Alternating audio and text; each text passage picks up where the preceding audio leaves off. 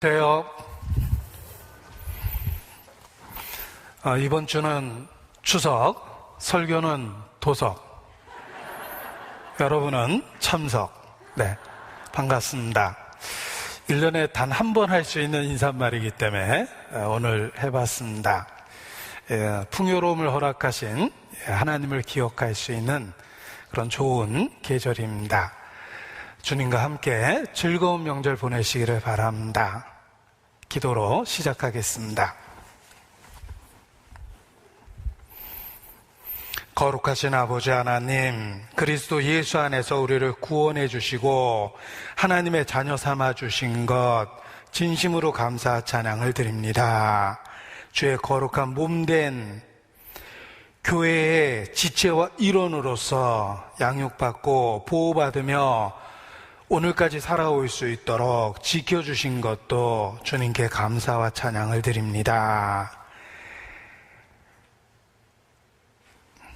주 예수를 믿으면 너와 내 집에 구원 얻으리라는 그 약속의 말씀을 붙잡고 이 시간 우리에게 속한 자를 위하여 주님 앞에 기도합니다. 육신의 소중한 가족이 모두 영원한 영적 가족이 될 수 있도록 주님 축복해 주시고 우리를 도구 삼아 그 거룩한 역사를 우리 가정에 이루어 주시기를 주님께 기도합니다. 이 시대에 우리의 각 가정에 주님이 가장 되어 주시고 가족 모두를 지켜 주시기를 주님께 간구합니다. 우리 각 사람 복의 근원으로 삼아 주시고 우리를 통해서 주의 놀라운 그 은혜를 우리의 소중한 가족과 친척과 지인들에게 전해줄 수 있도록 주님 함께해 주시고 우리의 삶을 사용해 주시기를 주님께 부탁을 드립니다. 시대를 분별하고 기회를 붙잡으며 세월을 아끼고 살 수 있도록 일깨워 주시기를 주님께 기도합니다. 우리 마음의 혹 점점 무뎌지는 것은 아닌지 자신을 돌아보며 매일의 삶 속에서 주님만 바라볼 수 있도록 붙잡아 주시기를 기도합니다. 우리의 초라함과 우리의 연약함과 우리의 한계를 고백하고 오직 죽은 자를 살리시는 그 능력, 무에서 유를 창조하신 그 능력을 사모하고 기다립니다.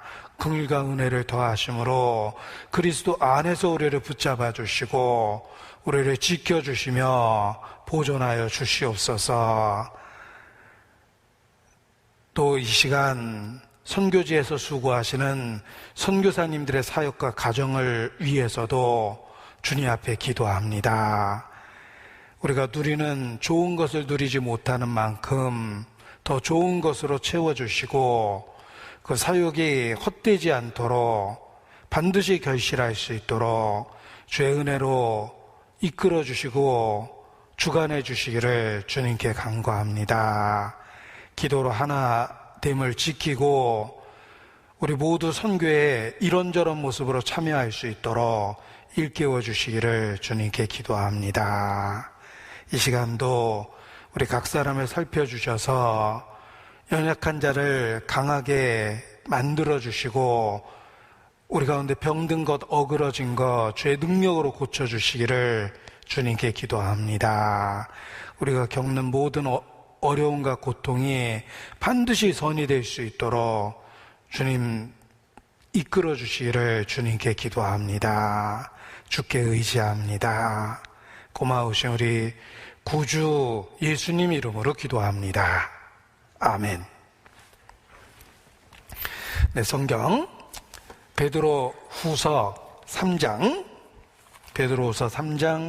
8절 말씀부터 보시겠습니다. 베드로 후서 3장 8절 말씀부터 보시겠습니다. 베드로 후서 3장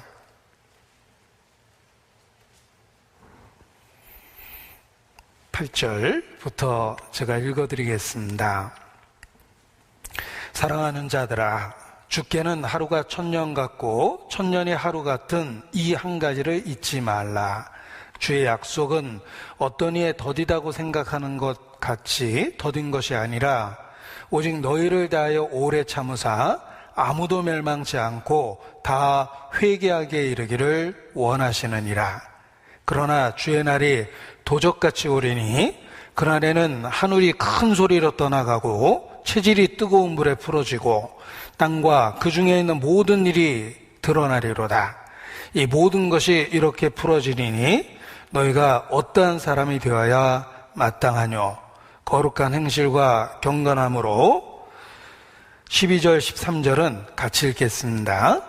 하나님의 날이 임하기를 바라보고 간절히 사모하라. 그날에 하늘이 불에 타서 풀어지고 체질이 뜨거운 불에 녹아지려니와 우리는 그의 약속대로 의에 거하는 바 새하늘과 새 땅을 바라보도다.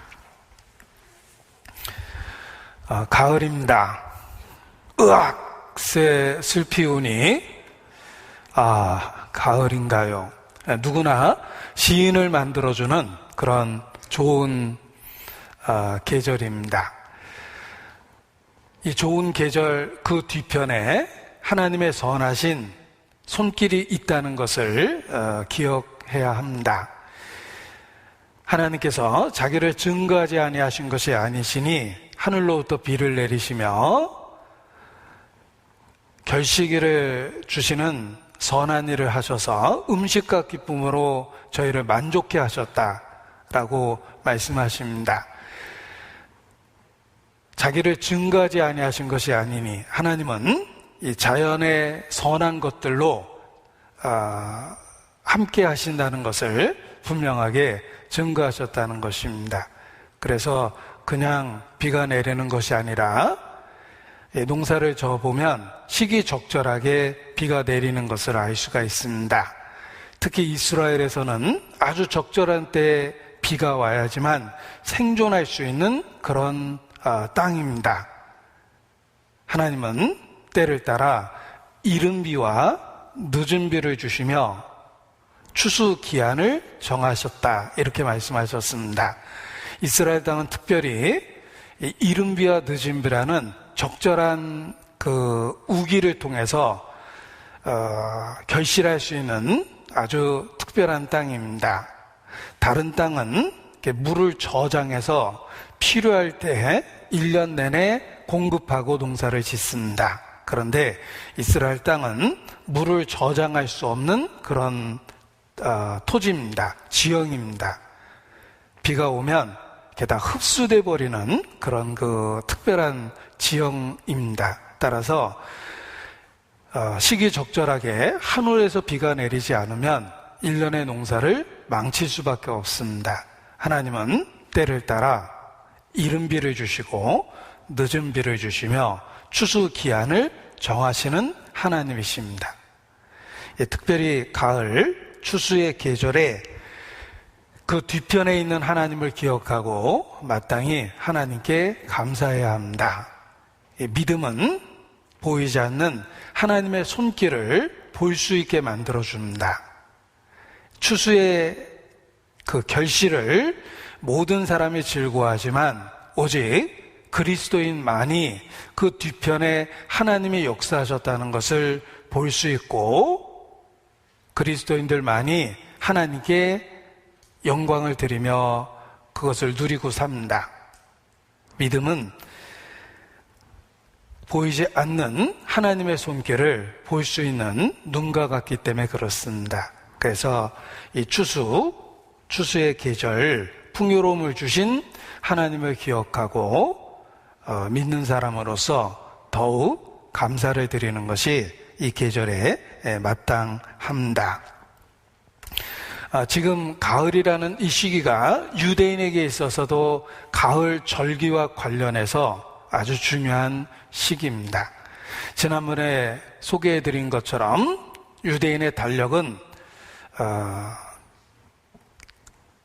우리가 지금 있는 이 가을에 새로운 한 해가 시작되는 그런 특별한 그 달력을 갖고 있습니다. 그래서 지난 9월 7일이 유대인의 나팔절이었고 바로 그날이 유대인들의 새해였습니다. 그래서 가을로부터 새로운 한 해가 시작되고 그 나팔절에 이어서 열흘 동안 경건의 시간을 갖고 드디어 그 10일 뒤, 새해가 시작한 10일 뒤에 욤키푸라는 속죄일을 갖게 됩니다. 욤키푸르는 유대인이 금식하며 하나님을 기억하는 그러한 특별한 날입니다. 그래서 그날 아랍이 이스라엘에게 그 전쟁을, 아랍이 쳐들어왔던 그런 날이기도 합니다. 욤키푸르라는 그 전쟁이 우리에게 역사 속에서 알려져 있기도 합니다. 지금이 그 특별한 유대인들의 가을절기 기간입니다. 지난번에 소개해드렸던 내용을 여기 잠깐 일깨워드리면, 이스라엘의 설날은 나팔절입니다. 그들의 민간력으로 7월 1일이 새해인데 우리 양력으로는 9월쯤 되는 그런 그 가을의 계절입니다. 이날이 유대인들의 새해입니다. 그들은 과자, 이 달콤한 꿀로 만든 이런 과자들을 그날 먹게 되는데, 하나님이 주신 좋은 것을 기억하는 그런 그 의미로 이 단 것을 먹게 됩니다. 나팔절을 기점으로 올해가 이제 유대력으로 5782년이 되는 것입니다. 유대인들의 그 새해를 로시 하샤나라고 그러는데, 샤나라는 말이 해라는 뜻입니다. year, 1년, 해라는 뜻인데, 로시라는 말이 머리라는 뜻입니다. 그래서 해의 머리라는 의미를 갖고 있는데, 그 뜻은 시간의 머리, 주인이 하나님이시라는 걸 기억하라는 뜻입니다. 로시 하샤나라는 말은 모든 시간의 머리는 바로 하나님 자신이시다. 시간은 하나님에 의해서 인간에게 주어진 것이다 라는 걸 일깨우는 표현입니다. 그래서 새해 첫날을 로시 하샤나라고 표현하는 것입니다. 태초에 하나님이 존재를 창조하시니라. 무엇을 창조하셨습니까? 창조, 무에서 유를 만드셨습니다. 무엇을 만드셨습니까? 태초에, in the beginning, 시간을 만드셨습니다.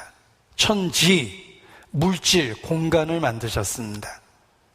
하나님은 시간과 공간, 그리고 그 공간 안에 물질을 채우신 창조주입니다. 로시 하사나라는 말은 모든 해의 주인이신 하나님을 기억하며 한 해를 시작하라 라는 뜻입니다. 그래서 유대인의 새해가 이렇게 신앙적인 교훈과 의미를 갖고 있는 것입니다. 그들은 새해 인사를 샤나 토바 이렇게 인사합니다. 이 샤나라는 말은 해, 새로운 한 해라는 뜻이며, 토바라는 말은 히브리어 중에 가장 아름다운 단어라고 일컬어지는 선이라는 단어입니다. 그래서 선하신 하나님을 토브라는 단어를 쓰는데, 샤나토바라는 말은 선한 한 해가 되도록 Happy New Year 라는 의미를 담고 있고, 유대인의 새해 인사로 쓰이는 것입니다. 그래서 새해가 되면 유대인들은 샤나토바, 그 창조주를 기억하며 그 안에서 선한 한 해가 되기를 기원하는 이런 인사를 나누는 것입니다. 그래서 토브라는 단어가 히브리어 중에 가장 아름다운 단어다. 선, God, 하나님이라는 영어 단어인데 G-O-D, God이라는 단어가, God이라는 단어가 God이라는 단어에서 유래됐다고 이야기합니다. 좋다라는 말이 G-O-O-D입니다. 하나님이란 단어는 God, G-O-D입니다. 그래서 선은 하나님으로부터 나오는 것이다 라는 것을 영어 단어도 이제 그런 의미를 갖고 있다라고 이야기합니다. 로시아샤나, 그래서 달콤한 사과, 또 꿀, 이런 것을 이제 그 새해 먹게 됩니다. 사과를 꿀에 찍으면 단 것을 단 것에 찍었으니 얼마나 달겠습니까? 이것이 이제 좋으신 하나님을 기억하는 한 해가 되라라는 뜻이고, 양나팔을 부는 이유는 이 소리는 지상적이고 나팔은 천상적이라고 이야기합니다. 그래서 나팔이라는 의미가 갖는 것이 이제 하나님으로부터, 그리고 우리가 소리를 친다, 큰 소리로 하나님을 찬양하는 것은 지상으로부터, 그러니까 사람으로부터라는 의미를 갖게 되고, 이 나팔을 분다라는 말은 천상으로부터, 하나님으로부터 시작된다라는 걸 일깨워 주는 것입니다. 그래서 이 양의 나팔을 새에 부는 것입니다. 솥불로도 나팔을 만들게 되는데 이스라엘은 절대 솥불로는 나팔을 만들지 않습니다. 그 이유는 유대인이 이집트에서 탈출했을 때 금송아지를 숭배하는 큰 죄를 지었기 때문에 그 소의 형상과 관련된 것을 이렇게 금기시하는 마음이 있습니다. 그래서 솥불로는 이렇게 나팔을 불지 않고 양의 나팔, 염소의 나팔, 염소의 뿔 이런 것을 통해서 이렇게 소리를 냅니다. 지난 9월 7일이 유대인의 새해 첫날이었습니다. 그리고 지난주 금요일이 속죄일이었습니다. 아무 생각 없이 보내신 지난주 수요일이 바로 욤키프로 속죄일이었고, 유대인들의 가을 절기 중에 마지막 절기가 초막절인데, 초막절은 이번 추석 그 날과 같은 날입니다. 초막절은 9월 21일 화요일입니다. 바로 우리의 추석과 날짜가 겹쳤습니다.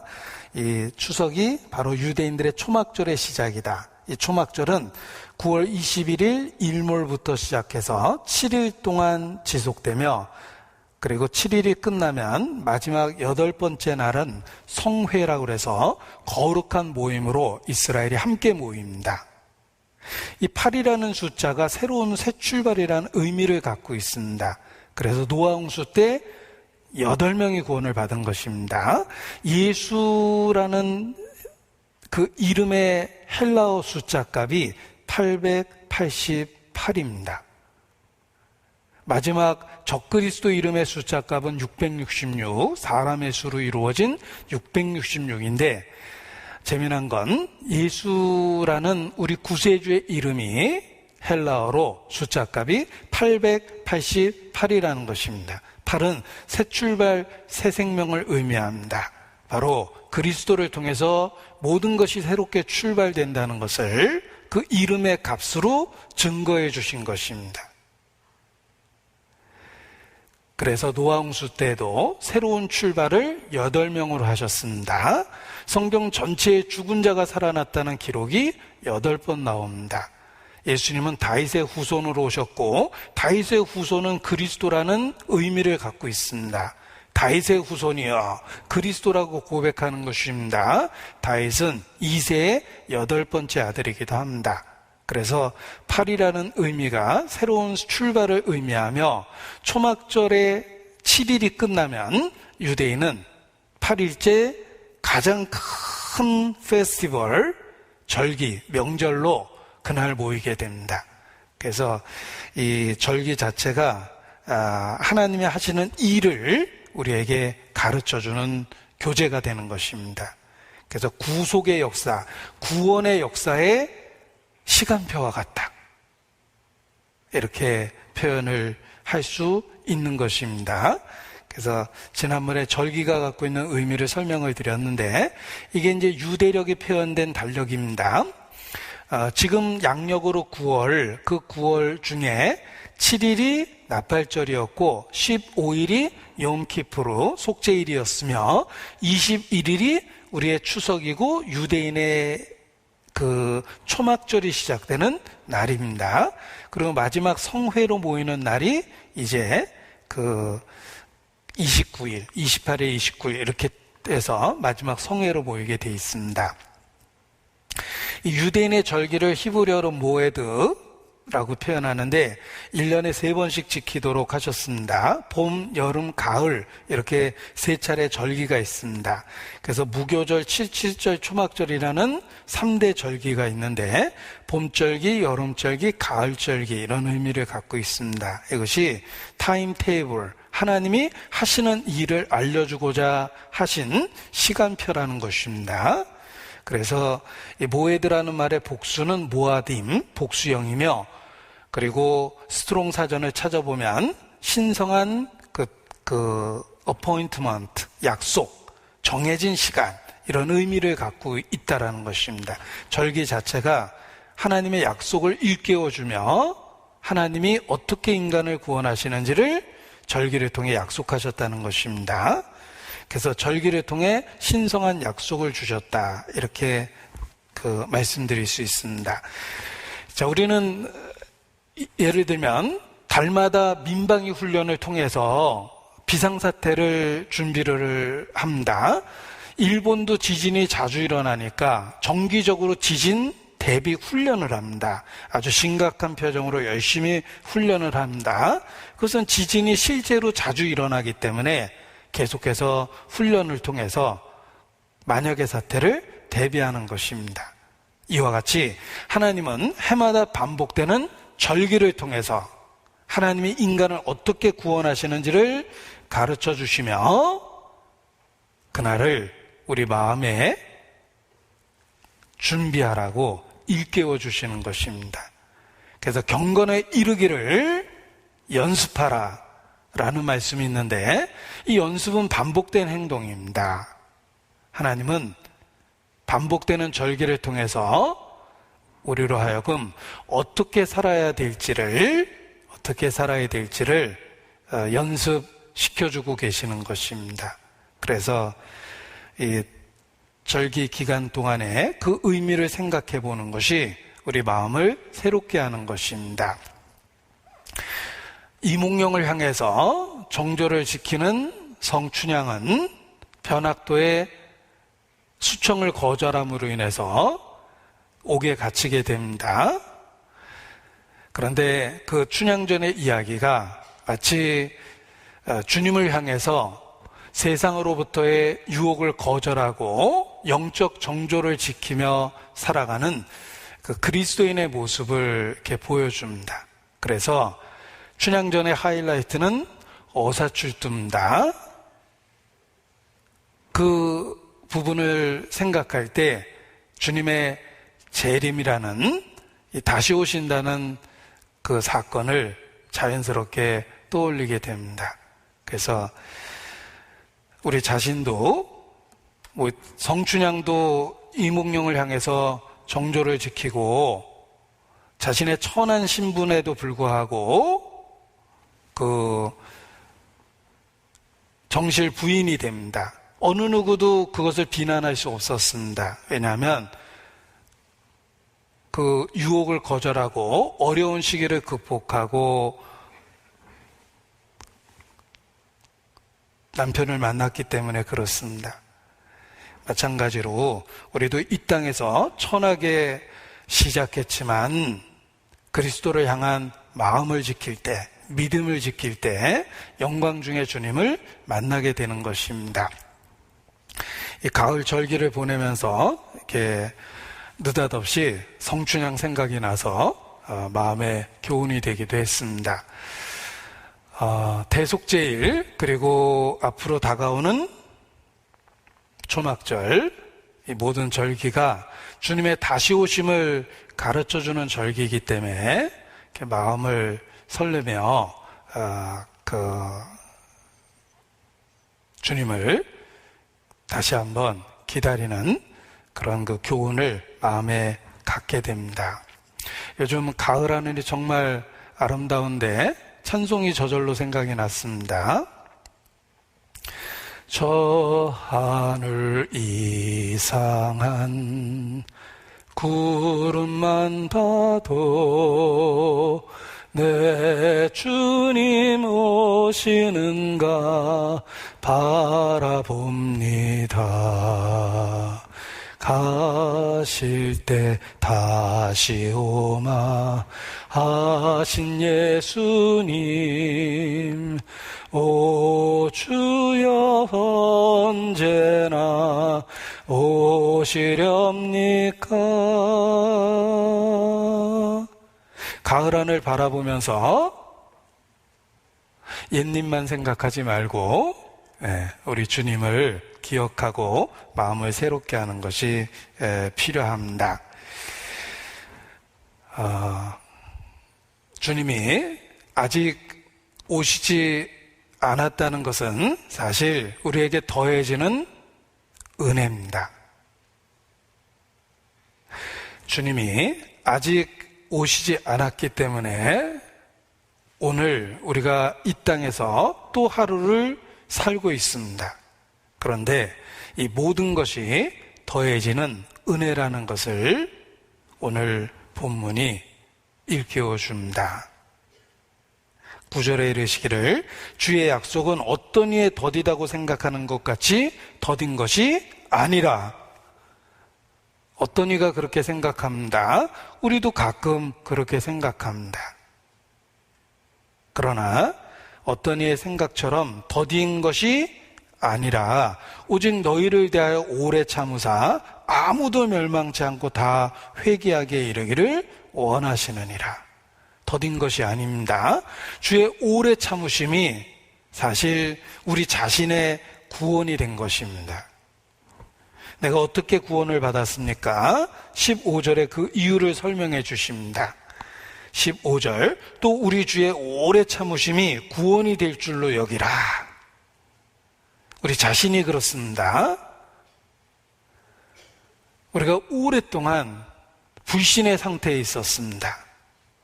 고의적으로 진리를 저버리고 우선순위에서 항상 뒤로 밀어버렸습니다. 그때도 주님이 참아주셨기 때문에 마침내 우리가 구원을 받을 수 있었던 것입니다. 우리 각 사람이 구원을 받은 것도 주의 오래 참으심의 결과입니다. 아직 주님이 오시지 않고 우리가 여전히 이 땅에서 주의 재림을 기다리는 것도 누군가의 구원을 계획하시고 오래 참고 계시기 때문입니다. 그래서 아직 주님이 오시지 않았다는 것은 그 약속이 더딘 것이 결코 아니라 누군가를 위해서 오래 참고 있는 기간이다. 그 누군가가 우리의 소중한 가족과 친척과 지인과 이웃들 속에 있다는 것입니다. 그래서 누군가에게는 구원의 기회가 되며 우리에게는 내 일의 열매가 되는 것입니다. 이러한 그 표현은 바울 자신이 한 것입니다. 내가 육신에 거하는 것이 너희를 위하여 더 유익이니라. 남아있는 사람들을 위해서 바울이 이 땅에 존재한다는 것 자체가 유익을 더해 준 겁니다. 그리고 육신으로 사는 이것이 내 일의 열매일진데 내가 무엇을 가리는지 알지 못하노라 라고 바울도 그 고백합니다. 우리도 마찬가지입니다. 우리가 또 하루를 이 땅에서 보내고 있다는 것은 우리 주변에 누군가를 위해서 오래 참으시는 그 결과이며 우리에게는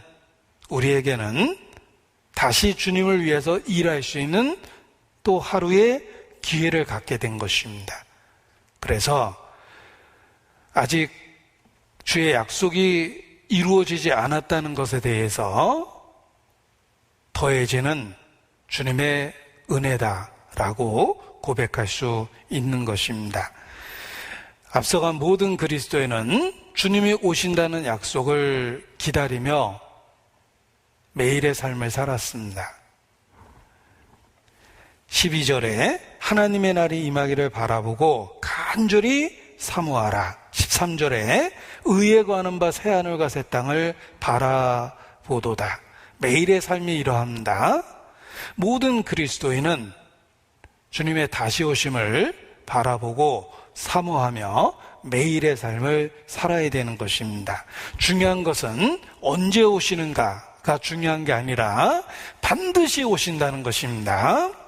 중요한 것은 언제 오시는가가 중요한 것이 아니라 시한부 종말론이라고 이야기하죠. 언제 오시는가가 중요한 것이 아니라 반드시 오신다는 사실이 중요한 것입니다. 앞서간 모든 그리스도인은 주님이 반드시 오신다는 진리를 붙잡고 매일의 삶을 사모하고 기다리며 살았다는 것입니다. 그래서 끝까지 신앙을 지키고 살 수 있었던 것입니다.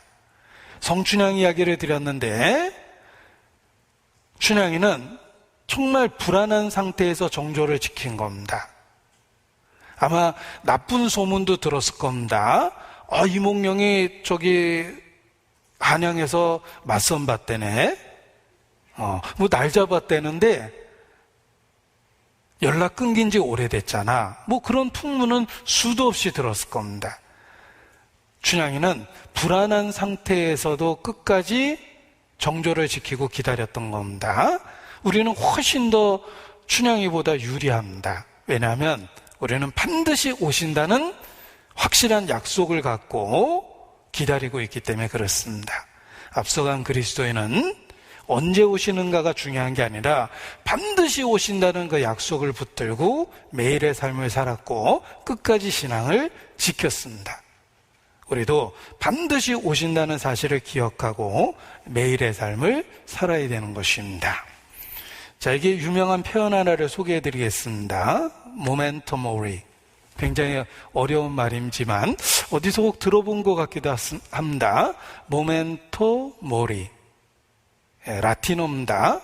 우리가 라틴어를 알 수가 없죠. 그런데 이 표현을 어디서 들어본 듯한 이유가 있습니다. 사람들이 이 오래된 그 라틴어 표현을 자주 사용하기 때문에 그렇습니다. 모멘토 모리는 그 죽음을 기억하라. 당신이 반드시 죽는다는 사실을 기억하라. 이렇게 직접적으로 번역하면 그런 뜻인데, 당신이 일생을 통해 어떻게 죽는 것이 최선인지를 기억하고 살아야 된다라는 뜻으로 모멘토 모리라는 표현을 쓰는 것입니다.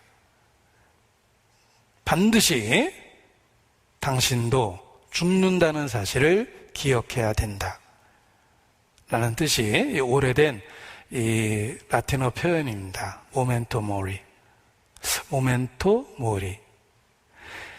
로마의 개선 장군이 전쟁에 승리했습니다. 그리고 큰 상급을 받고 영광 중에 개선문을 통과해서 들어오고, 그리고 온 그 시내에 그 사람들의 그 환영을 받습니다. 가장 인생에 높아지는 그때입니다. 전쟁에 승리하고 어려운 고비를 넘겼고 그 승리의 결과를 만끽하는 것입니다. 그런데 개선 장군이 행진하는 그 뒤에 그의 노예가 뒤에서 계속 함께 따라가며 끊임없이 반복해서 모멘토 모리, 모멘토 모리, 모멘토 모리라고 이렇게 외친답니다. 인생의 절정을 보내고 있는 그 개선 장군에게 당신도 반드시 죽는다는 사실을 기억해야 한다라는 걸 일깨워주는 것입니다. 그래야만 가장 치명적인 잘못, 교만으로부터 벗어날 수 있게 되기 때문에 그러하다라고 그런 그 행동을 했답니다. 그래서 왕위에 오를 때 그 왕위에 오르는 순간에도, 왕이 그 영광을 받는 그 순간에도 그 시종이 뒤에서 모멘토 모리라고 계속 소리쳤다는 그런 역사적 이야기도 있습니다. 가장 높아지는 때에 죽음을 생각해야만 올바른 삶을 살 수 있다는 것입니다. 하나님이 가장 싫어하는 죄가 교만입니다. 이 교만은 믿지 않는 사람들 속에서도 신 앞에 최고의 죄다, 이런 그 평가를 합니다. 안 믿는 사람도 그렇습니다. 성경을 통해서 보면 더욱더 그러합니다. 그 교만이 하나님의 아들을 살해하는 그 끔찍한 죄를 짓게 한 겁니다. 우리 자신도 마찬가지입니다. 신앙생활 중에 모멘토 모리, 우리 자신도 반드시 죽는다는 걸 기억할 때 피조물의 위치로 내려올 수 있습니다. 겸손해질 수 있습니다. 죽음은 반드시 죽는다는 그 사실은 우리 모두를 겸손케 만들며 우리의 삶을 올바로 살 수 있도록 조정해 줍니다. 그래서 개인에게는 죽음을 일깨우는 것이 교만을 버리고 겸손해질 수 있는 방법이며, 역사적으로는 종말을 일깨우는 것이 우리의 삶 전체를 바꿀 수 있는 교훈이 되는 것입니다. 개인적으로 죽음을 기억해 보십시오. 반드시 죽는다는 사실을 기억해 보십시오. 신앙적으로 주님은 반드시 오신다는 종말에 대한 말씀들을 기억해 보십시오. 그럴 때 우리의 삶이 재조정되고 올바로 살게 되는 것입니다. 교만이라는 위치에서 내려와 겸손이라는 위치, 안전한 위치에서 인생을 살게 되는 것입니다. 이 가을절기는 추수와 관련이 있습니다. 그것도 이스라엘 역을 살펴보면 한 해의 마지막 추수입니다. 사실 이스라엘은 봄부터 추수합니다. 왜냐하면 다양한 곡물을 재배했기 때문에 봄에 추수하는 것이 있고, 여름에 추수하는 것이 있고, 늦여름에 추수하는 것이 있고, 초가을에 추수하는 것이 있고 그렇습니다. 그래서 1년 내내 다양한 농작물을 추수하게 됩니다. 밀을 추수하고, 보리를 추수하고, 석류를 추수하고, 무화과를 따고, 그리고 가을에 마지막 그 나무의 실과인 포도를 따고, 이러면서 이제 한 해의 추수를 마감하는 것입니다. 가을절기는 한 해의 추수를 마감하는 때입니다. 더 이상 추수는 없습니다. 마지막 추수가 가을절기입니다. 그래서 교훈이 됩니다. 역사의 마지막을 이야기하기 때문에 그렇습니다. 한 해의 추수의 마지막이 유대인에게 있어서 가을절기입니다. 역사의 마지막을 보여주는 겁니다. 이스라엘 땅의 가을은 건기의 끝입니다.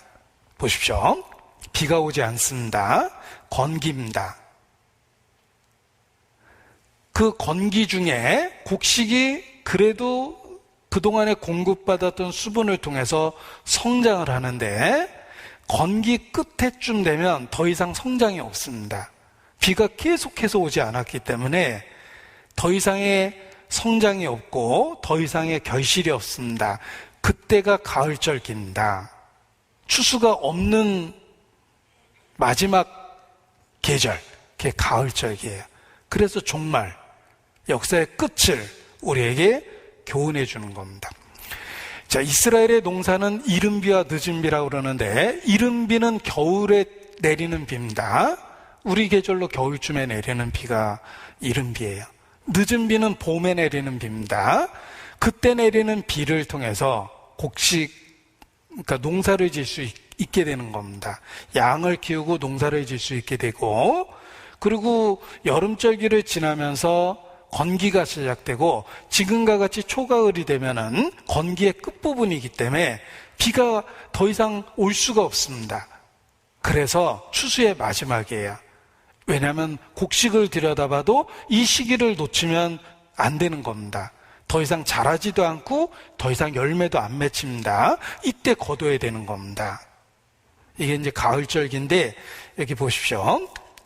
유대 3대 절기는 봄, 여름, 가을로 나눠져 있습니다.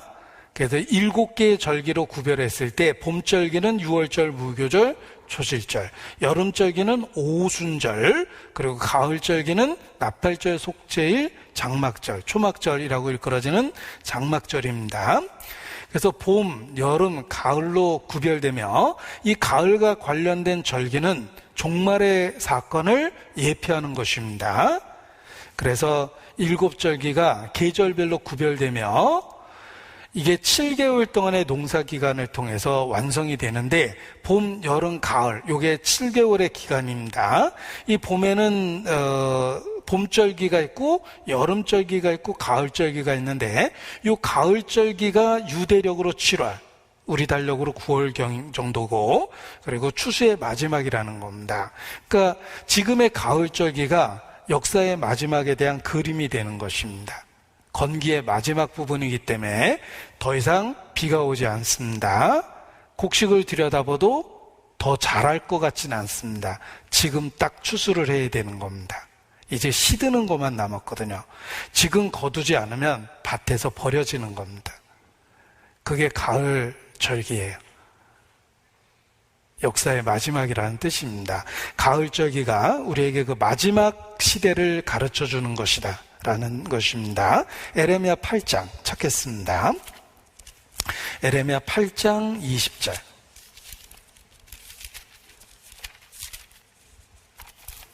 에레미야 8장 20절. 앞에도 찾아드리겠습니다. 에레미야 8장 20절.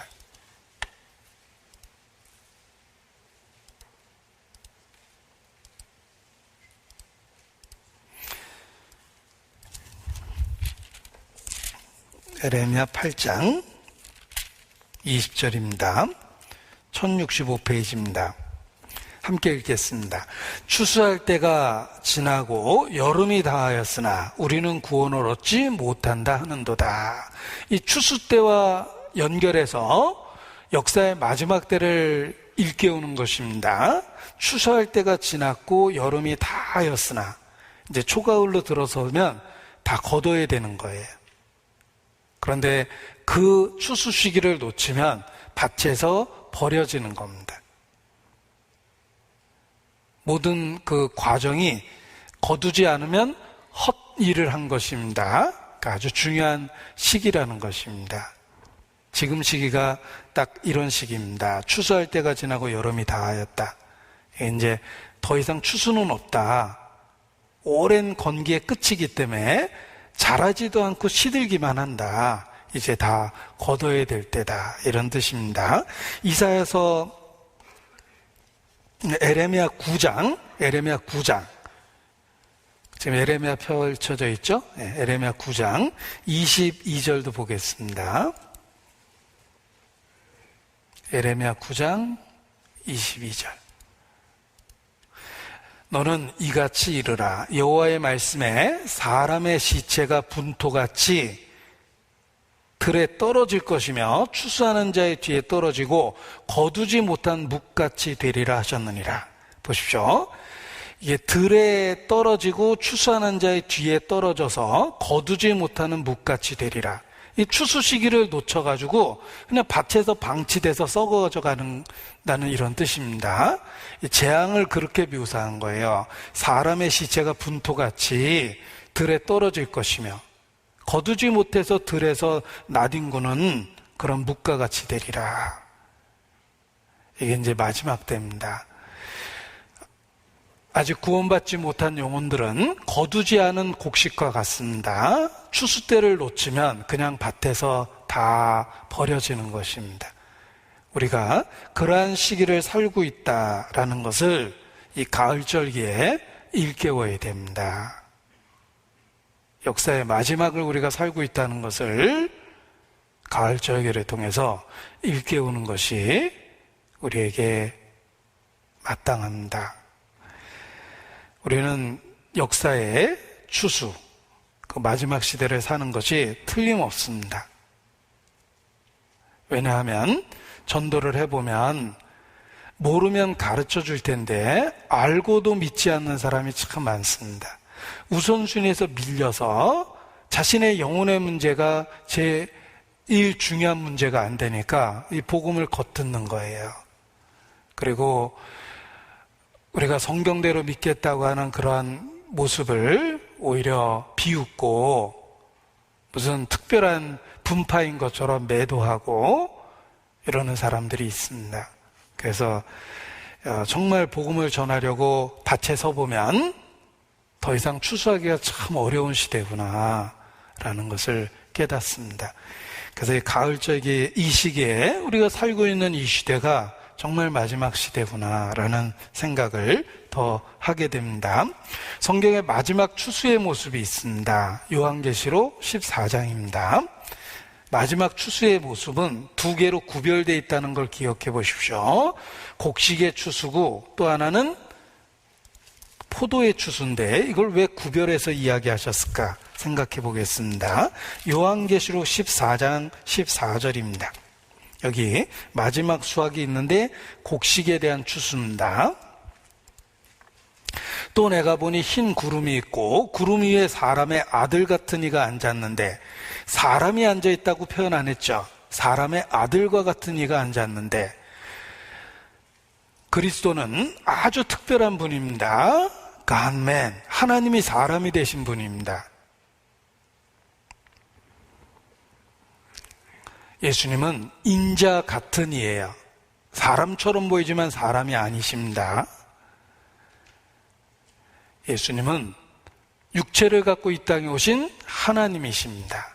그래서 영어로 God became flesh, 하나님이 육체를 가지셨다.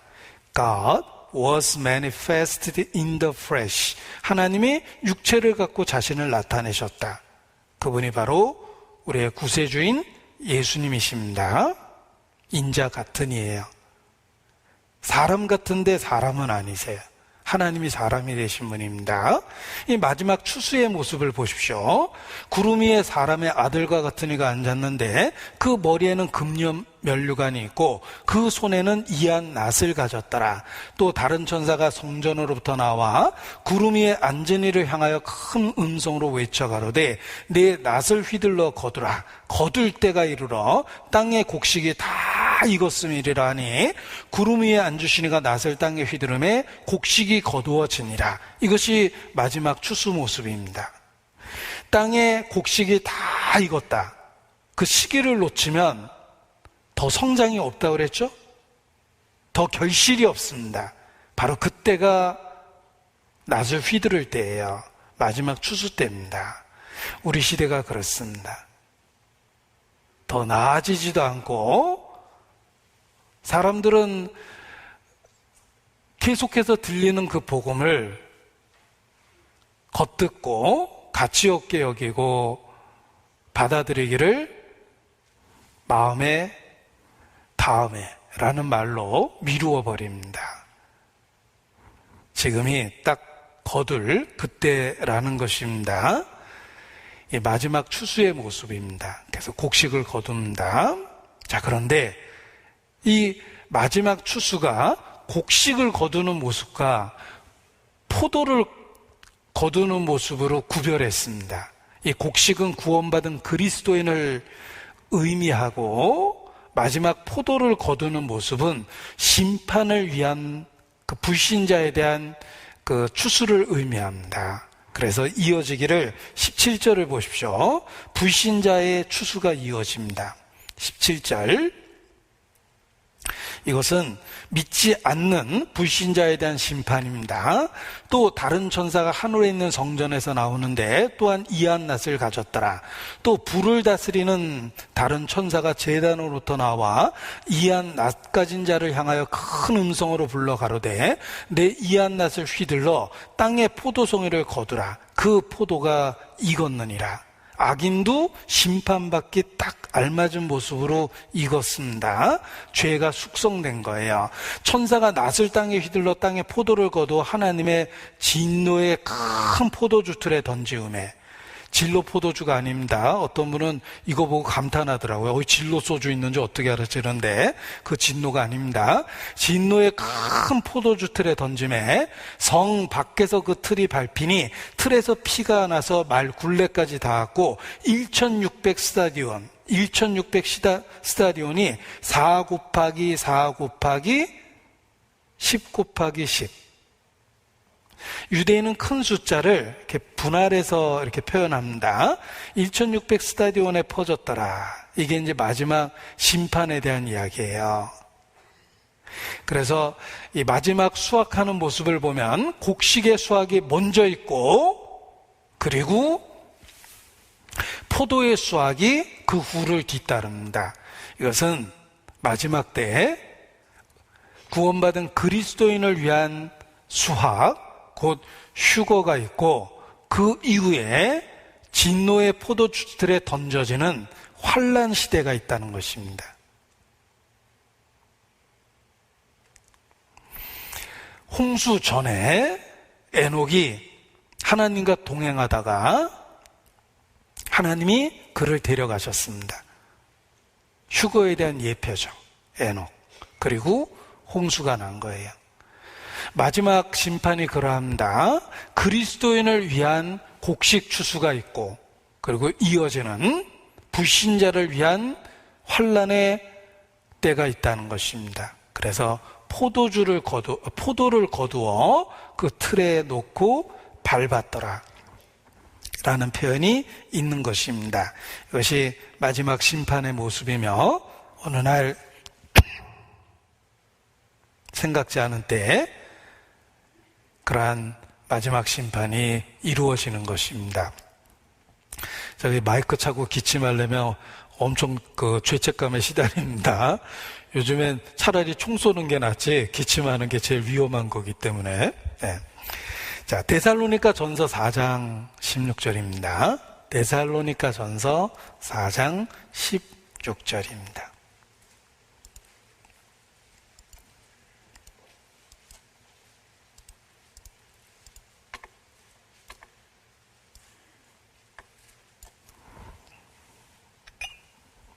데살로니가 전서 4장 16절.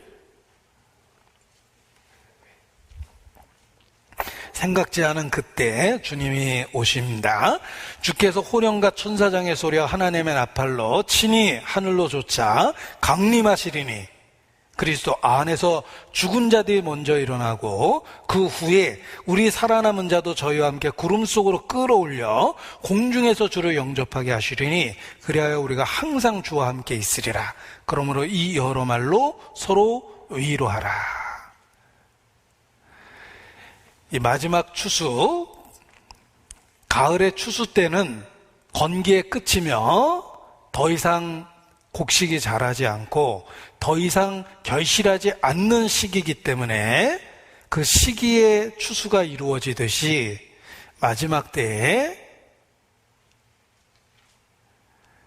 더 이상의 성장도 없고 더 이상의 결실도 없기 때문에 결국은 심판이 이루어지는 겁니다. 그래서 하나님이 정하신 그 어느 날 친히 하늘로 쫓아 강림하십니다.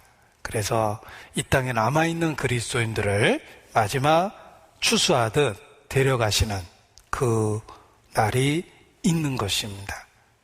그 날이 있습니다. 그날의 모습이 어떠할지를 여기 재현해 봤습니다. 지난번에도 영상 하나 보여드렸는데 여기 또 다른 그 상황 재현입니다. 네, 소리가 있습니다. 소리가 나와야 되는데. 으로 기록하셨는데 형벌의 세계가 있다라고 경고하십니다. 불과 요양으로 타는 못이 있습니다. 무저갱이라는 말은 없을 무자에 바닥 저자예요. 그러니까 바닥이 없는 갱도다 이런 뜻입니다. Are you ready? 준비하셨습니까? 라동을 당한 것입니다. 남겨둔다고 그러지 않았죠? 이거 버리는 겁니다.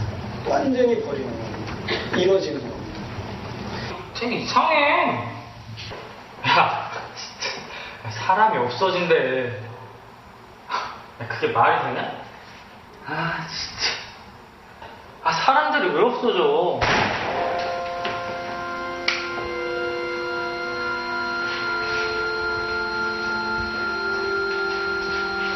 뭐야?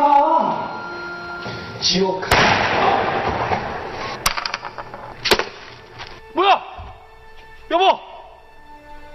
뭐야, 이거! 뭐야, 이거, 진짜! 여기서 어떡해. 안 돼! 안 돼! 안 돼! 안 돼! 안 돼!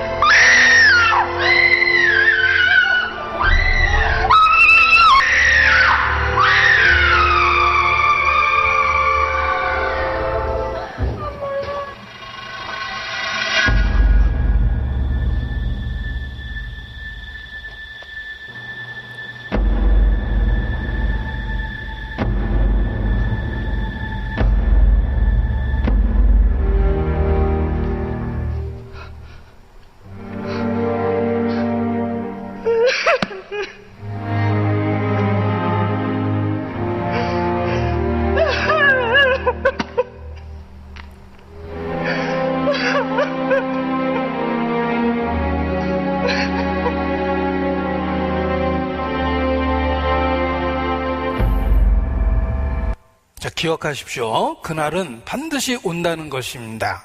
우리는 그 가을절기를 통해서 그 날을 일깨울 수 있습니다. 모멘토 모리 기억하셔야 됩니다. 그리고 그날 이후 우리는 주님과 영원토록 함께할 것입니다. 자, 지금 읽었던 말씀입니다. 그날 이후로 그리하여 우리가 항상 주와 함께 있으리라. 그날 이후 주님과 영원히 함께 됩니다.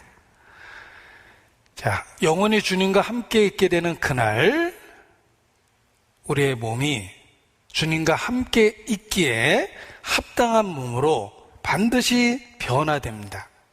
왜냐하면 현재 우리의 상태로는 결코 거룩한 주님과 함께 있을 수 없기 때문에 그렇습니다. 생각해 보십시오. 현재의 우리의 상태에 죄성이 가득한 우리의 상태, 이 상태 그대로 거룩한 주님과 영원히 함께 있을 수 없습니다. 우리의 몸은 변화돼야만 하는 것입니다. 우리는 죄 가운데 태어났고 우리는 죄성을 갖고 있습니다. 우리가 태생적으로 갖고 있는 이 몸을 내추럴 바디, 자연적 상태의 이 몸입니다. 영어로 표현하면 이게 그냥 자연스러운데 번역하려니까 번역이 잘 안 됩니다. 아무튼 내추럴 바디, 태어난 상태의 이 태생적인 이 몸은 죄성이 가득한 몸입니다. 이러한 상태 그대로 주님을 만난다면 결코 주님 앞에 다가갈 수가 없을 겁니다. 생각해 보십시오. 만일 우리 중에 누군가가 마음과 생각을 꿰뚫어 보고 있다면 그 사람과 친구 되고 싶은 사람은 아무도 없을 겁니다. 우리가 막 웃고 떠들다가 그 사람이 딱 나타나는 순간에 다 자리를 피할 거예요. 그 사람은 중심을 들여다보고 마음과 생각을 들여다봅니다. 하물며 거룩하신 하나님, 우리의 중심을 들여다보시는 하나님 앞에 현재 우리의 상태를 가지고 결코 나아갈 수 없다는 것입니다. 죄인을 그대로 천국에 들여보내주면 하루도 안 돼서 지옥으로 도망갈 겁니다. 왜냐하면 그 죄인의 그 상태 그대로 거룩한 곳에 돌아다니다 보면 자기가 얼마나 혐오스럽고 악하고 더러운지를 더욱더 깨닫게 되기 때문에 거기 있는 것 자체가 고통이 될 거예요. 자기 발로 지옥을 찾아서 달려갈 겁니다. 우리의 현재의 상태 그대로는 결코 주님 앞에 설 수가 없습니다. 우리 몸은 반드시 변화되어야 되는 겁니다. 서양 동화 중에 신데렐라를 기억해 보십시오. 신데렐라가 누구야? 신데렐라는 어려서 부모님을 잃고요. 중략하겠습니다. 개인적으로 신데렐라가 누군지 살펴보십시오. 이 신데렐라는 온통 재투성이 더러운 상태였습니다. 그 상태에서 왕궁에서 파티가 있었지만 갈 수가 없었어요. 그 더러운 상태로 왕궁의 파티를 돌아다니면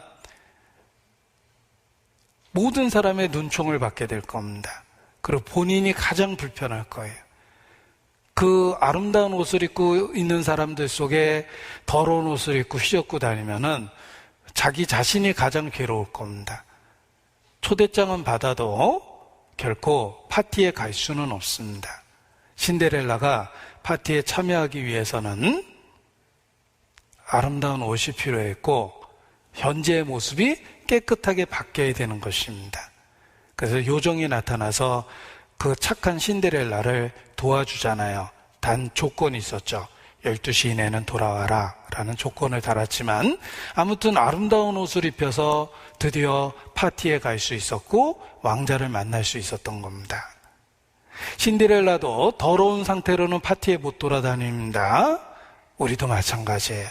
이 내추럴 바디, 태어난 이 태생적인 이 몸을 갖고는 결코 천국에 돌아다닐 수가 없습니다. 주님 앞에 서려고 그러면 아담처럼 숨어야 돼요. 내가 벗었으므로 두려워하여 숨었나이다. 우리는 반드시 우리의 몸이 변화되어야 된다는 것입니다. 이 상태 그대로는 결코 주님과 영원히 함께 있을 수 없다는 것입니다. 로마서 7장입니다. 로마서 7장입니다.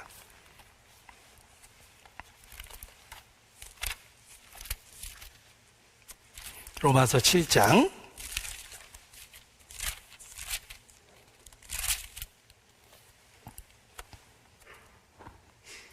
로마서 7장 21절입니다.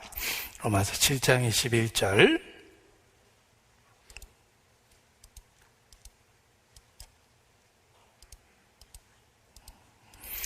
그러므로 내가 한 법을 깨달았노니 그 선을 행하기 원하는 나에게 악이 함께 있는 것이로다.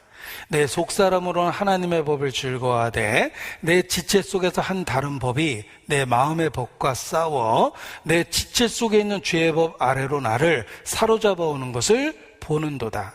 여러분 보신 적이 있습니까? 매일의 삶에서 봅니다. 매일의 삶 속에서 내 마음에 있는 투쟁을 봅니다. 선과 악이 뒤섞여 있다는 거예요. 그 두 개가 서로 끊임없이 작용하고 있다는 것을 이렇게 보고 있습니다. 나에게 악이 함께 있는 것이로다. 그것이 우리의 태생적인 육체예요. 우리는 선한 생각도 하지만 악한 생각도 있고, 사랑할 때도 있지만 미워할 때도 있고, 희생할 때도 있지만 지극히 이기적인 때도 있고, 동정할 때도 있지만 어떨 때는 내 문제 때문에 다른 사람에게 마음이 안 가요. 다른 사람의 큰 슬픔 속에서도 냉랭할 때가 있습니다. 보는도다. 우리는 그 두 가지를 항상 보고 있습니다. 그래서 하나님 앞에 우리 자신을 보면 비명을 지를 수밖에 없어요. 우울한 나는 곤고한 사람이로다. 이 사망의 몸에서 누가 나를 건져내랴. 이것이 우리의 매일의 삶 속에서 우리가 보고 있는 상태입니다. 우리는 죄성이 있습니다. 원치 않는 생각이 우리를 사로잡습니다. 육신의 생각이 우리 속에 있습니다. 이 육신의 생각이 나로부터 분리되지 않습니다. 나는 지극히 거룩한 순간에도 죄를 갖고 있습니다. 내가 주의 이름을 부른 그 순간, 한순간에 또 마음 한편에 반역적인 의지가 작용하고 하나님을 모독하는 참남된 생각까지 듭니다. 악이 함께 있습니다. 그걸 볼 때마다 비명을 지를 수밖에 없어요. 오라 나는 곤고한 사람이로다. 그것이 이 땅에 있는 우리의 상태입니다. 이 상태 그대로 절대 주님을 못 만납니다. 이 상태 그대로 거룩한 천국에 있을 수가 없습니다. 온통 똥 묻은 옷을 갖고 어떻게 그 거룩한 파티에 돌아다닐 수 있습니까? 우리에게 반드시 변화가 필요합니다. 주님을 만날 수 있는 거룩하고 의로운 상태로의 변화가 필요합니다. 의의 형상을 입고 주님 앞에 서야지만 됩니다. 현재의 모습이 아니라 반드시 변화되어야 될 의의 형상이 우리에게 필요한 겁니다. 신데렐라에게 파티에 갈 아름다운 연회복이 필요하듯이 우리에게 거룩하고 의로운 상태가 필요하다는 것입니다. 주님 오시는 그날 우리가 그렇게 변화된다고 주님께서 약속해 주셨습니다. 우리가 그 날을 간절히 기다리고 있는 겁니다. 로마서 8장 23절입니다. 로마서 8장 23절.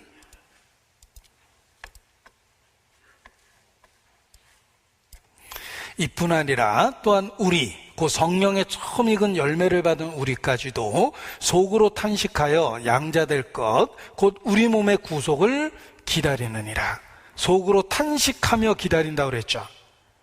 이 상태로는 주님을 만날 수가 없어요. 변화될 새로운 상태가 우리에게 필요한 것입니다. 아주 오래된 고전적인 영화를 어린 시절 TV에서 봤습니다. 제 생각에는 한 40여 년 전에 TV에서 본 것 같아요. 흑백으로. 그런데 그 내용이 전체적으로는 기억이 안 나지만 이렇게 부분 기억이 나서 평생 그 장면을 기억할 수 있습니다. 정말 사랑했던 남자가 전쟁터에서 죽었다는 연락을 받게 됩니다.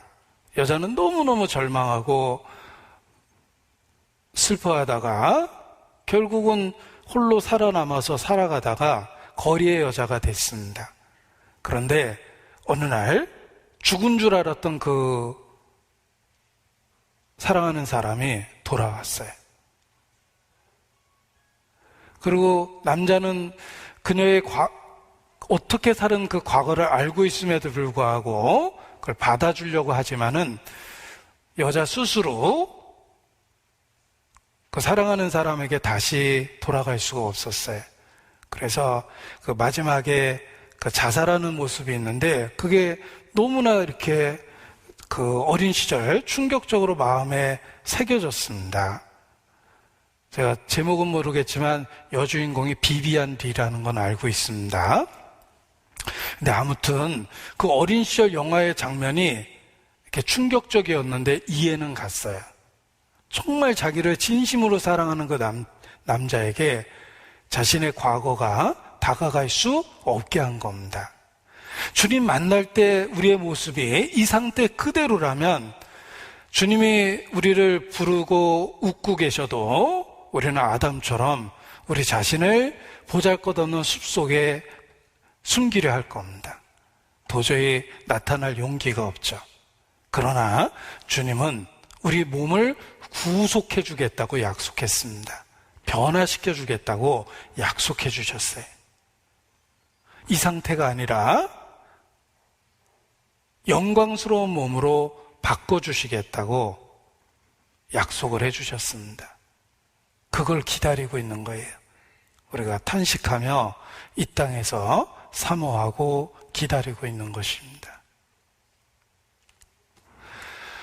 로마 시대에 끔찍한 형벌이 있습니다. 살인자에게 주어지는 형벌입니다. 살인자에게 자신이 죽인 그 시체를 살인자와 함께 꽁꽁 묶어 놓는 겁니다. 자기가 죽인 시체를 자기 몸에 묶어 놨어요. 살인자에게 주는 최고의 형벌입니다. 대부분 미쳐버린답니다.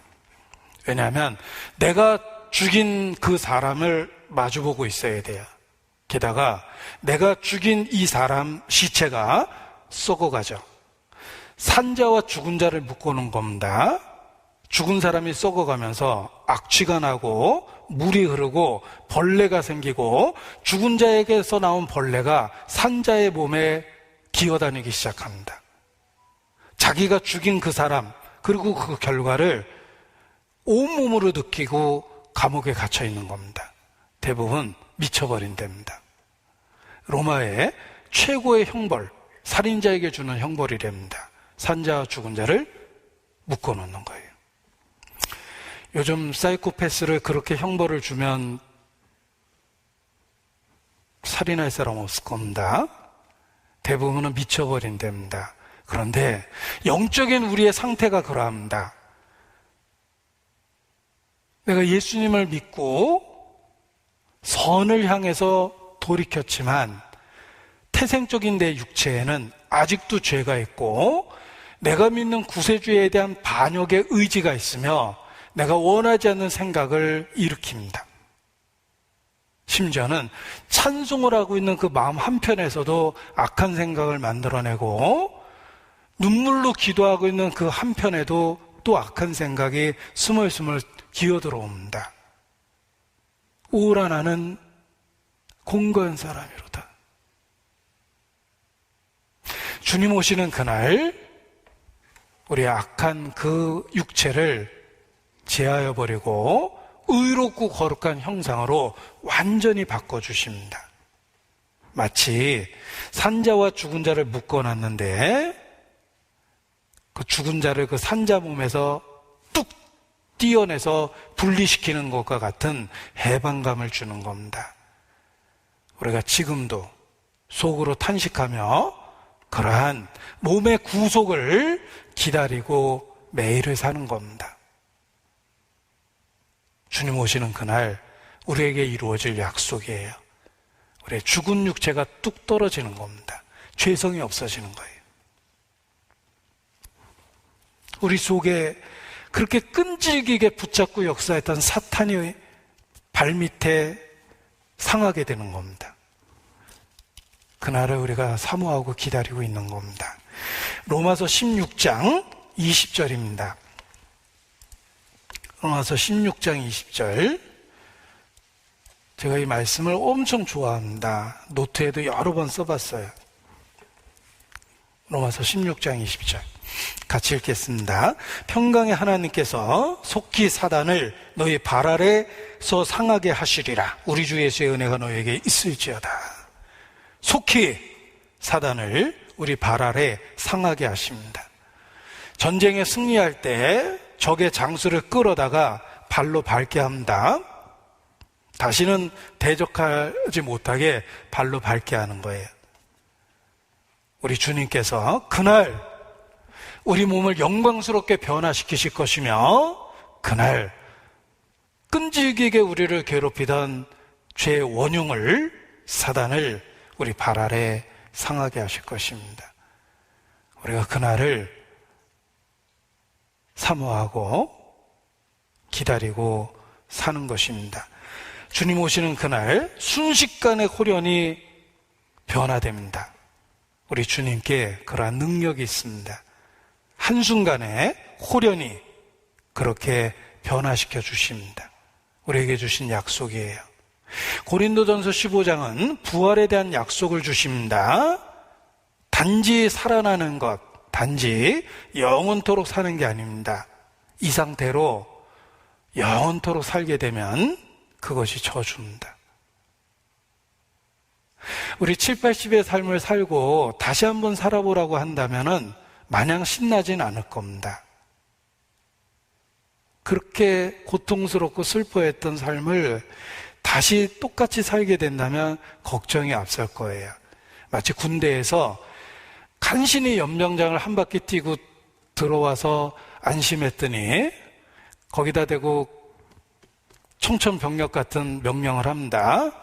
원위치. 그러면 다시 뛰어야 되는 거예요. 제가 제일 싫어하는 단어가 원위치라는 단어입니다. 예. 똑같은 걸 또 해보라는 뜻이잖아요. 이런 상태로 영원히 산다는 건 저주예요. 주님 오시는 그날 홀연히 순식간에 다 변화된다고 약속해 주셨습니다. 고린도전서 15장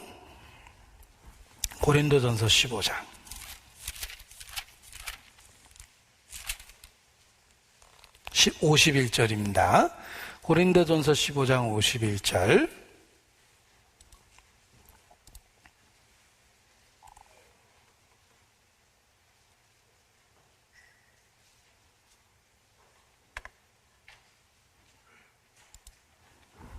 고린도전서 15장 51절. 보라, 내가 너희에게 비밀을 말하노니 우리가 다 잠잘 것이 아니요 마지막 나팔에 순식간에 홀연히 다 변화하리니 나팔 소리가 나매 죽은 자들이 썩지 아니할 것으로 다시 살고 우리도 변화하리라. 우리 몸이 영광스럽게 의로운 형상으로 변화되는데 순식간에 홀연이 다 변화됩니다. 순식간에 홀연이 다 변화됩니다. 우리가 그것을 이 땅에서 사모하고 기다리고 살고 있는 것입니다. 우리의 몸이 완전하게 변화되는 것, 이것이 구원의 최종적인 완성입니다. 자, 하나님이 인간을 구원하는 과정을 이렇게 여러 용어로 설명을 합니다. 하나님은 미리 아셨습니다. 예지. 미리 정하셨습니다. 예정. 그리고 우리 각 사람을 부르십니다. 부르심, calling, 소명. 그리고 우리에게 회개하고 믿으라고 요구하십니다. 회개와 믿음, 우리를 거듭나게 하십니다. 성령으로 거듭나게 하십니다. 우리를 아들로 삼아주십니다. 양자됨, 우리를 의롭다라고 선언하십니다. 죄를 용서해 주시고 칭의, 의롭다고 선언하십니다. 그리고 성령을 주시고 성령을 따라 살라고 성화되라고 이야기하십니다. 그런데 이런 구원의 긴 과정에 마지막 최종적인 목표가 있습니다. 우리를 의롭고 영광스럽게 변화시켜 주십니다. 그걸 영화롭게 한다 라고 표현합니다. 영화는 구원의 여정의 최종적 목표입니다. 우리를 구원하신 최종적 목적은 영화입니다. 영화라는 말은 우리를 의롭고 거룩하게 실제로 바꿔주셔서 영원히 주님과 함께 있을 수 있는 상태로 바꿔주신다는 겁니다. 홀연히 다 순식간에. 이게 몸의 구속입니다. 우리가 그날을 기다리고 있는 거예요. 로마서 8장 29절 30절, 로마서 8장 29절 30절 보십시오. 인간을 구원하시는 그 과정이 표현되어 있습니다. 하나님이 미리 아신 자들로 예지죠. 또한 그 아들의 형상을 본받게 하게 하여 미리 정하셨으니, 예정입니다. 이는 그로 많은 형제 중에서 맏아들이 되게 하려 하심이니라. 양좌됨, 예수님처럼 우리를 아들로 삼아 주십니다. 또 미리 정하신 그들을 또한 부르시고, 부르심이 있습니다. 소명. 부르신 그들을 또한 의롭다 하시고, 의롭다 하시는 칭의가 있습니다. 그리고 최종적 목적이 있죠. 또한 그들을 영화롭게 하셨느니라. 영화. 우리를 의롭고 거룩한 상태로 바꾸어 주는 것, 이것이 우리를 구원하신 최종적인 목적입니다. 우리가 완전하게 의롭게 거룩하게 변화된다는 것입니다. 하나님과 함께 있을 수 있는 상태로 변화되는 겁니다. 하나님 앞에 친밀한 교제와 사귐을 누리고 주님 앞에 서 있을 수 있는 의롭고 거룩한 모습으로 바꾸어 주신다는 것입니다. 그게 영화예요. 우리가 이 땅에서 사모하고 기다리는 것이 그러한 영화입니다. 우리의 몸이 변화되기를 기다리는 거예요. 우리의 천한 육체가 그리스도와 같은 영광된 형체로 변화되며 우리의 몸과 영혼이 마치 예수 그리스도의 완전한 형상처럼 그렇게 의롭게 거룩하게 변화돼서 하나님 앞에 당당하게 설 수 있는 상태가 되는 겁니다. 아까 신데렐라 얘기 또 하겠습니다. 신데렐라의 옷을 바꿔 입혀서 가장 아름다운 옷을 입혀서 눈에 띄게 만들었습니다. 그리고 혼자 돌아다니면 체면이 안 쓸까봐 시종도 붙여놨죠. 마차도 타고 당당하게 파티에 가서 왕자 앞에 춤을 출 수 있는 당당함을 주었어요. 우리에게 그런 변화를 주십니다. 하나님 앞에 있어도 당당한 의롭고 거룩한 상태로 바꿔주시고 우리 몸에 끈질기게 붙어 있었던 죄의 실체를 제거하시고 완전하게 만들어 주십니다. 예수 그리스도에게만 있었던 의로움과 거룩함을 우리에게 그대로 주셔서 우리 속에 그리스도의 형상이 가득하게 하십니다. 부모 자식을 보십시오. 그 아이의 모습 속에 아버지의 외모가 들어있죠. 제가 5남매의 막내입니다. 어린 시절 손님이 오시면 꼭 저를 내보냈어요. 왜냐하면 제가 가장 아버지를 닮았기 때문에 기차역 앞에 저를 이렇게 세워놓습니다. 그러면 아버지를 찾아온 손님이 두리번거리다가 너 누구 아들이지? 얼굴이 그걸 나타냈기 때문에 저희 부모님이 손님이 오시면 꼭 저를 역전 앞에 보내셨어요. 아들의 모습 속에 아버지의 모습이 들어있고, 아버지가 큰 부자라면 그 아버지의 재력이 아들 모습 속에도 나타나 있어요. 영양실조 걸려있는 재벌의 아들은 없잖아요. 아들 모습 속에 아버지의 영광이 들어있습니다. 우리의 의로움과 거룩함이 주님에게부터 온 거예요.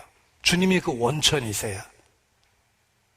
그래서 주님이 영원토록 우리의 삶을 통해 기념되고 그 영광을 나타내게 되는 겁니다. 이게 변화된 우리의 모습이에요.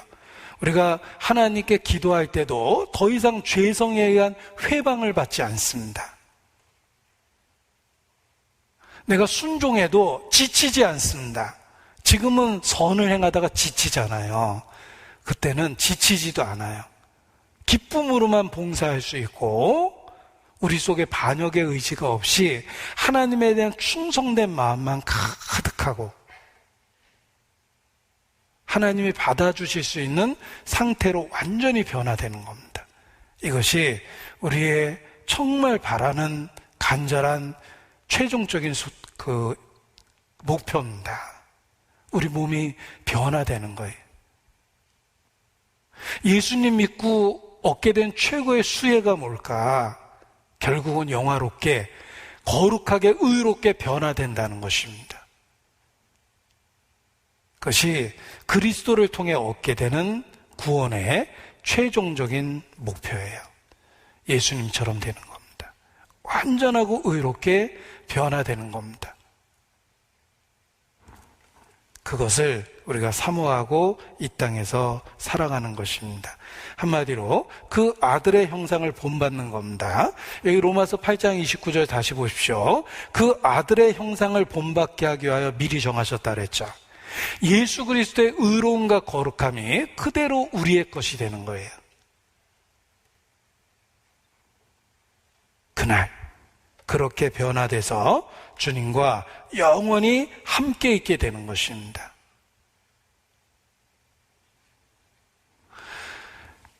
이게 그 말로 표현하면 참 어려워서 제가 고민하다가 여기다 써봤습니다. 보세요. 하나님의 빅 픽처, 하나님의 큰 그림은 우리를 영화롭게 하는 목표를 갖고 있습니다. 이게 구원의 여정, 과정입니다. 그런데 이 영화라는 게 무엇인지 글로 써봤습니다. 우리가 현재 갖고 있는 천한 몸이 그리스도의 영광의 몸으로 변화되면서 우리의 몸과 영혼이 부활하시고 높아지고 영화롭게 되신 구세주의 형상으로 온전히 변화됨으로써 전인적으로 완전하고 최종적으로 구원받게 되는 것, 이것이 영화, 신학적인 용어로 glorification이라고 이야기합니다. 근데 이 써놓으면 참 어렵잖아요. 그래서 이렇게 약간 분석을 해봤거든요. 우리의 천한 몸이 그리스도의 영광의 몸으로 변화되는 거예요. 예수님처럼. 우리의 몸과 영혼이 부활하시고 높아지시고 영화롭게 되신 구세주의 형상으로 온전히 변화되는 겁니다. 예수님은 하나님과 친밀한 사귐을 갖고 있었죠. 의롭고 거룩하시거든요. 우리가 그렇게 되는 거예요. 그래서 주님 앞에 섰을 때 당당하고 기쁨으로 서게 되는 겁니다. 의롭고 거룩하게 변화되어 있기 때문에 그렇습니다. 보십시오. 내추럴 바디, 요 타고난 천성적으로 갖고 있는 이 땅의 육체, 요게 내추럴 바디입니다. 내추럴 바디가 glorious body, 영광스럽고 의로운 형상으로 변화됩니다. 이것이 영화인데 변화 후에도 개인적인 정체성은 유지될 것이다. 아브라함은 아브라함이고 이삭은 이삭이고 야곱은 야곱이고 다윗은 다윗이고 모세는 모세죠. 나도 내 정체성을 그대로 갖고 변화되는 겁니다. 우리가 죽어서 우리 개인의 정체성이 없어지는 건 아니라는 거예요. 아브라함은 여전히 천국에서도 아브라함이고 다윗은 여전히 다윗입니다. 나도 천국에서 여전히 내 자신일 거예요. 그런데 뭐가 변화됐냐면 의롭고 거룩하게 변화됐다는 겁니다. 나비 애벌레에서 시작했습니다. 그 애벌레의 모습 속에 나비가 된 거예요. 연관성이 있죠. 이 나비는 이 애벌레에서 나왔고 이 나비는 여기 있는 애벌레에서 나온 거예요. 우리 자신도 천성에 이르렀을 때 우리의 개인적 정체성은 갖고 산다는 것입니다. 단지 우리의 육체가 영화롭게 변화된다는 것입니다. 완전하게 변화된 우리의 모습 속에 반영된 거룩함과 의로움은 그리스도 자신으로부터 온 것이다. 그리스도 자신이 우리가 갖게 된 거룩함과 의로움의 원천이시기 때문에 우리 속에서 늘 주님이 영광을 받게 된다. 아이의 모습 속에 아버지의 모습이 투영되듯이 우리의 의로움과 거룩함은 바로 그리스도로부터 왔다라는 것입니다. 영화롭게 되면 더 이상 죄의 기만적인 욕심들에 의해 방해를 받지 않는 마음을 갖게 되고 진정으로 의와 선을 열망하게 되며 단 한순간의 흐트러짐이 없이 본성적으로 주님께 진실하게 되고 또한 선을 행하는 일에 지치는 것이 없이 완전하게 선을 행할 능력을 갖게 된다. 이것이 변화된 우리의 육체예요.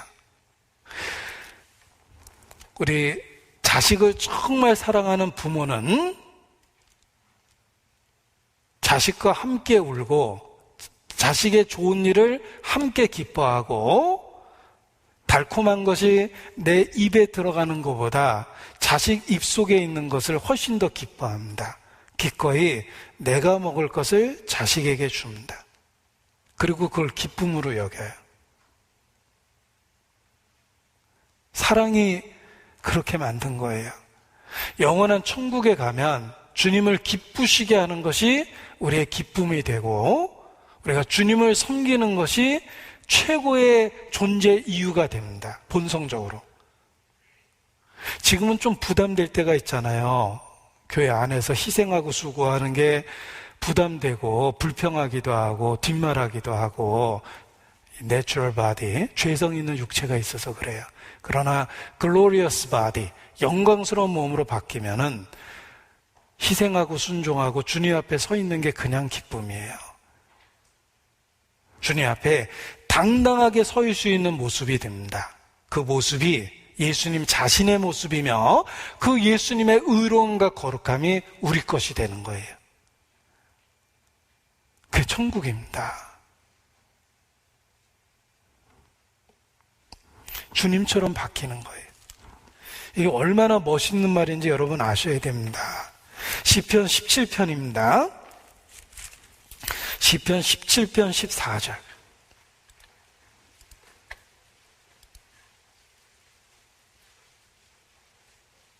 시편 17편 14절.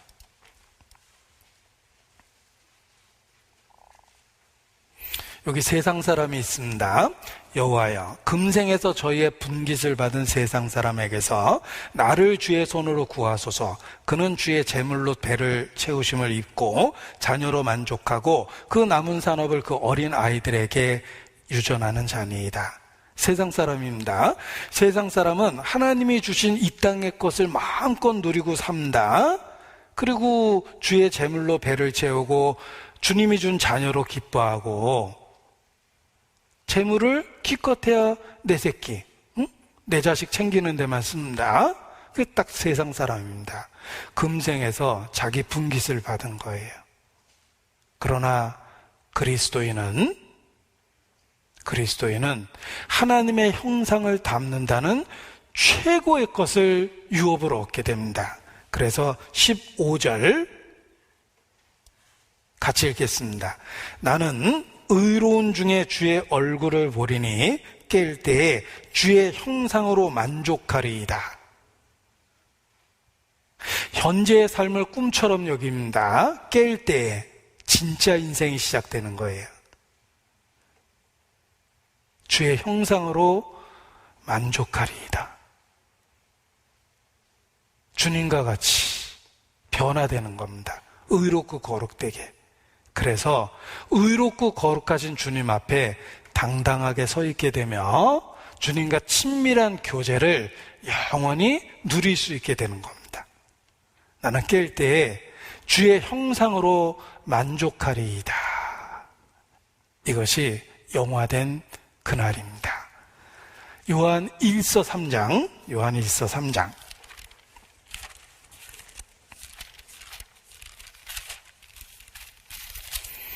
요한1서 3장 2절입니다. 요한1서 3장 2절. 사랑하는 자들아, 우리가 지금은 하나님의 자녀라. 장래 어떻게 될 것은 아직 나타나지 아니하였으나 아직은 내추럴 바디, 그냥 태생적인 몸 속에 있습니다. 그가 나타내심이 되면 우리가 그와 같을 줄 아는 것은 그의 계신 그대로 볼 것을 인함이니. 자, 우리가 그와 같을 줄 아는 것은 예수님의 의로움과 거룩함과 그 모습 그대로를 우리가 갖게 되는 거예요. 우리가 그와 같을 줄 아는 것은 예수님처럼 됩니다. 의롭고 거룩하게 됩니다. 우리가 그날을 사모하고 기다리며 언약을 통해서 그것을 반드시 주시겠다고 우리와 약속하셨어요. 마치 내가 신축 중인 아파트를 계약해서 소유권을 갖고 있는 것과 같습니다. 아직 입주는 안 했어요. 그러나 확실하게 소유권을 갖고 있기 때문에 그날 입주할 겁니다. 아직은 초라하지만 그날 영화롭게 될 겁니다. 주님은 취소할 수 없는 언약을 예수님 안에서 나에게 주셨기 때문에 그렇습니다. 깰 때 주의 형상으로 만족하게 될 것이며 그날 그와 같을 줄 알고 사셔야 돼요. 예수님처럼 그렇게 변화됩니다. 이게 영화예요. 우리가 사모하고 기다리는 그 날 이루어질 것입니다. 빌립보서 3장 21절입니다. 빌립보서 3장 21절.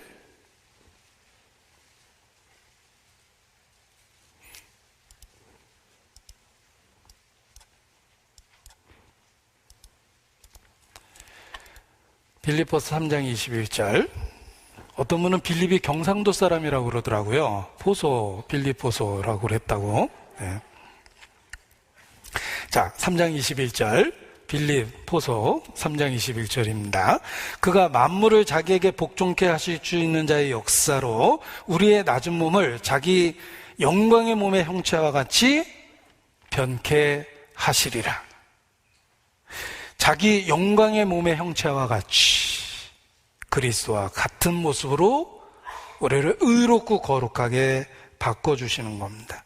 그래서 완전한 상태에서 주님을 당당하게 만나고 주님과 영원히 함께 있게 되는 것입니다. 20절도 보겠습니다. 빌립보서 3장 20절 같이 읽죠. 오직 우리의 시민권은 하늘에 있는지라 거기로서 구원하는 자 곧 주 예수 그리스도를 기다리노니. 이 땅에서의 삶은 기다리는 삶입니다. 그러나 우리의 시민권은 하늘에 있습니다. 우리는 이중 국적을 갖고 있는 거예요. 내가 갖고 있는 대한민국 국민이라는 국적도 이 땅에서 있지만 우리의 시민권은 하늘에 있습니다. 그리고 우리를 변화시켜 주시겠다는 우리는 취소할 수 없는 약속을 갖고 있습니다. 그날 우리를 영화롭게 만들어 주실 것입니다. 아프가니스탄 사태를 보니까 국가가 위기에 빠졌습니다. 이 아프가니스탄 역사를 들여다보고 있으면 내 그럴 줄 알았어, 이런 생각이 듭니다. 국민들이 조금씩 국가를 망쳐놓은 거예요. 그러다가 국가적 비극을 갖게 됐습니다. 국민들이 조금씩 국가를 망쳐놓은 겁니다. 잘못된 지도자를 방치했습니다. 그런데 이 아프가니스탄 사태를 보니까 그 사람들이 공항으로 몰려들었을 때 미국 국적을 갖고 있는 사람들이 우선순위가 되고 그 위기로부터 탈출시키는 모습을 봅니다. 하다못해 미국도 자국민을 당연하지만 우선순위에 두고 탈출시킵니다. 하나님의 나라도 그렇습니다. 이 세상에 환란이 시작할 때 하나님은 하늘의 시민권을 갖고 있는 성도를 데려가십니다. 그날 완전하게 변화시켜서 그날 데려가십니다. 우리의 시민권은 오직 하늘에 있는지라, 이 자부심을 갖고 사셔야 돼요. 우리의 시민권은 하늘에 있습니다. 우리를 변화시켜서 그날 영원한 세계로 데려가실 것입니다. 고린도전서 15장 42절입니다. 고린도전서 15장 42절. 여기 심고라는 말이 몇 번 나오는지 한번 보세요. 제가 읽어드리겠습니다. 고린도전서 15장 42절부터 제가 읽어드릴 테니까 심고라는 말이 몇 번 나오는지 보십시오. 죽은 자의 부활도 이와 같으니 썩을 것으로 심고 썩지 아니할 것으로 다시 살며 욕된 것으로 심고 영광스러운 것으로 다시 살며 약한 것으로 심고 강한 것으로 다시 살며 육의 몸으로 심고 신령한 몸으로 다시 사나니 육의 몸이 있은즉 또 신령한 몸이 있느니라. 자, 태생적으로 육의 몸을 갖고 태어났습니다. 구원받고 주님 오시는 그날 신령한 몸이 우리에게 주어집니다. 내추럴 바디가 글로리어스 바디로 변화되는 거예요. 심고 4번이나 나왔죠. 현재의 삶이 심고에 해당됩니다. 썩을 것으로 심고 욕된 것으로 심고 약한 것으로 심고 육의 몸으로 심고 영광스러운 몸으로 바뀌는 거예요. 현재의 삶이 무의미한 게 아닙니다. 심는 거기 때문에 의미가 있는 거예요. 그래서 영화되는 상태로의 변화를 단지 육체를 벗어버리고자 하는 것이 아니라 덧입는 것이라 이렇게 표현하는 것입니다. 벗어버리는 게 아니라 덧입는 거예요. 심고 거두기 때문에 그렇게 표현하신 겁니다. 우리는 죽으려고 사는 게 아니에요. 그냥 벗어버리는 게 아니에요. 힘드니까 그냥 벗어버리는 게 아닙니다. 덧입는 거예요. 심고 거두는 거예요. 이 땅에서 우리가 왜 약속을 갖고 있음에도 불구하고 하늘의 시민권이 있음에도 불구하고 이 땅에서 왜 매일의 삶을 살고 있습니까? 심고 있는 거예요. 영원한 것을 거두기 위해서 심고 있는 겁니다. 이 땅에서의 삶도 의미가 있다는 걸 아셔야 됩니다. 자, 감옥이 있습니다.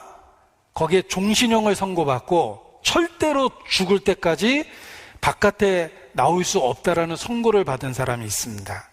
그 사람은 그냥 죽을 때까지 그냥 있는 거예요. 거기에 별 낙이 없습니다. 그냥 매일매일 즐겁게 살려고 할 겁니다. 내일 죽을 테니 먹고 마시자, 이런 스타일입니다. 그러나 1년 뒤에 출소할 사람이 있습니다. 출소하면 아버지가 물려주신 회사가 있는데 그 회사의 경영을 맡아야 됩니다. 그러면 1년 동안 감옥에 있으면서 그 이후의 삶을 준비할 겁니다. 아버지 회사와 관련한 공부도 할 거고 최고 경영자로서의 자격을 갖추기 위해서 노력도 할 것이며 출소 이후에 회사를 어떻게 운영할 건지 그 간부들과 연락을 하면서 계속해서 계획도 세울 겁니다. 종신형을 선고받은 사람은 미래가 없습니다. 그냥 있다가 끝나는 거예요. 그러나 출소해서 계획을 갖고 있는 사람은 감옥에서의 삶도 다를 수밖에 없습니다. 현재 이 땅에서의 삶이 그렇습니다. 종신형을 갖고 이 땅에 영원히 우리가 존재하는 게 아닙니다. 죽으려고 사는 게 아니에요. 그날 주님과 영원토록 함께 있게 될 그날을 위해서 우리가 이 땅에서 살고 있으며 이 땅에서의 삶이 심는 것과 관련되어 있다는 것입니다. 그래서 나는 7, 80의 삶을 초라한 육체를 갖고 이 땅에서 살고 있지만 현재의 삶이 영원한 주님과 관련되어 있다는 것을 기억하고 현재의 것을 영원한 것과 관련시켜서 매일의 삶을 살아야 되는 것입니다. 그것이 그리스도인의 이 땅에서의 삶입니다. 영화, 변화될 그날의 그 놀라운 영광을 기억하고 하늘의 시민권을 가진 사람으로서 이 땅에서 어떻게 살지를 깊이 생각하고 살아야 되겠습니다. 기도하시겠습니다. 아버지 하나님, 우리에게 그리스도 안에서 놀라운 약속, 영화될 그 날의 약속을 주신 것 진심으로 감사를 드립니다. 거룩하고 의로운 주님의 형상으로 변화돼서 하나님 앞에 당당하게 서는 그날까지 이 땅의 삶을 지켜주시고 보존해 주시고 이끌어 주시기를 주님께 기도합니다. 영원한 것을 위해서 힘든 삶을 살 수 있도록 마음을 넓혀주시고 썩어질 것, 없어질 것을 가지고 영원한 친구를 만들 수 있도록 도와주시기를 주님께 기도합니다. 명절에 오고 가는 발걸음도 지켜주시고 또 명절에 만나는 소중한 가족들, 친척들 그 가운데 하나님의 뜻이 있음을 깨달을 수 있도록 일깨워 주시기를 주님께 기도합니다. 우리의 나머지 삶 더욱더 주께 의지합니다. 고마우신 우리 구주 예수님 이름으로 기도합니다. 아멘.